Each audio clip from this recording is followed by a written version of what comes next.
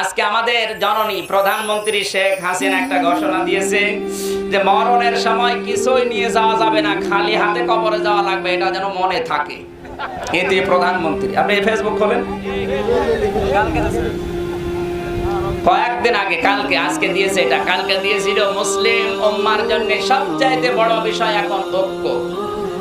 এতে প্রধানমন্ত্রী, আমার মনে হয় হেদায়েত আল্লাহ মনে হয় জিবরাইল দিয়ে দিয়ে যাচ্ছে। একটা একটা করে যে সুন্দর সুন্দর কথা আসতেছে, অন্তত ঐক্যের বিষয়টা আর মরণের বিষয়টা যার স্মরণ আসে, এমনি এমনি তো স্মরণ আসার কথা না। স্বপ্নে হয়তো কিছু দেখেছি,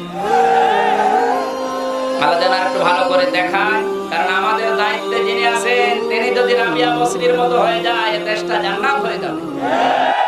ইমাম হোসাইন শুধুমাত্র ইয়াজিদকে মানতে পারেন নাই দুইটা কারণে। এক নম্বরে ইয়াজিদ ছিল মদখোর, উনি বলেছিলেন আমি